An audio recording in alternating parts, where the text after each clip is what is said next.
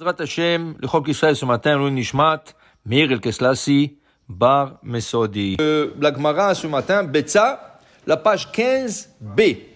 La Gemara va parler ce matin du concept qu'on appelle Eruv Tafshilim. Et la Gemara va expliquer le concept, qu'est-ce que c'est Eruv Tafshilim. Tout d'abord, dit la Gemara, Mena Hanemele, Amar Shmuel, Damar Kera, Zachor et Yom HaShabbat le Kadesho. La Torah dit, rappelle-toi du jour de Shabbat pour le sanctifier. Quand on dit rappelle-toi, ça veut dire qu'il y a un risque d'oubli. Est-ce que tu peux oublier Shabbat? Ça vient une fois par semaine. Pourquoi on dit Zachor et Yom HaShabbat le Kadesho? Dit la Gemara, Zochrehu me'acher sheba la'ashkicho. Il y a des situations où tu peux oublier le Shabbat. L'honneur du Shabbat, plutôt. C'est quelle situation? Où la fête, elle tombe jeudi, vendredi. Vendredi soir, la fête se termine et le Shabbat commence. Mais comme tu étais occupé de la fête jeudi et vendredi, tu fais plus attention à samedi. Et on va voir de quel niveau? Du niveau du manger, par exemple. Par exemple, la fête, tu as bien mangé, et là, tu as plus la force. Plus pour Shabbat, tu dis, je suis fatigué, je vais plus. Alors, ça veut dire que tu oublies le Shabbat. Tu as mis l'accent sur la fête, jeudi, vendredi. Selon Amar Rava il dit, pourquoi on dit Zachor et Yom Shabbat et Kadesho? Chez Kedesh Ivror Mana Yafa le Shabbat ou Mana Yafa le Yom Tov. Afin que, qu'on prépare de délicieux mets pour le Shabbat, mais des délicieux mets aussi pour Yom Tov. Qui veut dire, d'abord c'est Yom Tov. Jeudi, vendredi, c'est Yom Tov. Tu as préparé du bon manger. Mais n'oublie pas de préparer du bon manger pour le Shabbat. Alors, comment on fait pour ne pas oublier le Shabbat ou pour préparer pour le Shabbat? On fait ce qu'on appelle Eruv Tafshilim. Qu'est-ce que c'est Eruv Tafshilim? On n'a pas le droit de cuisiner d'un Yom Tov à un autre. Par exemple, jeudi, je ne peux pas cuisiner pour vendredi. Jeudi, c'est le premier jour de la fête. Vendredi, c'est le deuxième jour de la fête. Je n'ai pas le droit de cuisiner jeudi pour vendredi. Okay? Jeudi soir, je peux.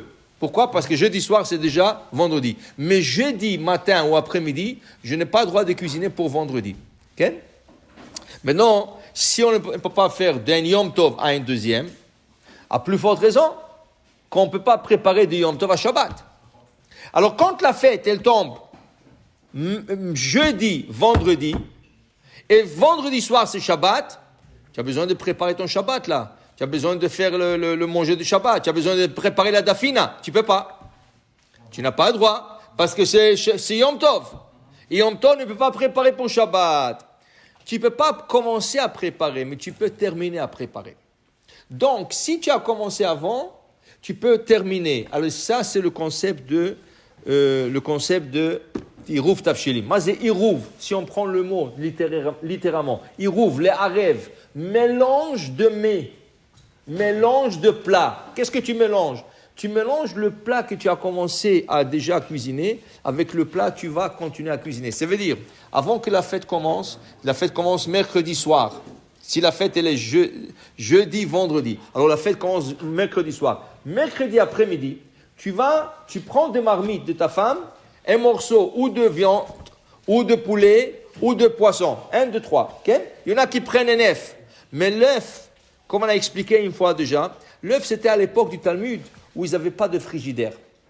Alors il fallait choisir quelque chose qui ne va pas s'abîmer. Alors ils prenaient un œuf, parce qu'un œuf peut durer sans frigidaire. Mais en vérité, la beauté de la mitzvah, c'est de prendre quelque chose qui est cuit, poisson ou poulet ou viande. Tu prends ce morceau, avec un morceau, la Gemara ici elle dit, tu prends avec un challah. Là tu as à fouille. Tu as quelque chose qui a été cuit dans le four et tu as quelque chose qui a été cuisiné sur le feu. Et là, avec le 2, tu fais une bracha. C'est comme si tu viens de commencer à cuisiner pour Shabbat. Ceci est le début de la cuisson de Shabbat. Arrive vendredi matin, qu'est-ce qu'on fait? On termine. Parce qu'on a commencé déjà. Le plat que tu as préparé, c'était le début. Alors tu as le droit de terminer et là tu peux tout faire. Tu peux préparer les salades de Shabbat, tu peux préparer le manger de Shabbat, tu peux préparer la dafina de Shabbat, parce que tu as déjà commencé à tout préparer une fois que tu as fait le Eruv Tafshilim. Alors maintenant, la Gemara dit que le Eruv Tafshilim, pas besoin d'être beaucoup. Kazaït, même si tu as rien que la taille d'une olive, ça veut dire 30 grammes, c'est suffisant pour dire que tu as commencé et le reste, tu vas terminer.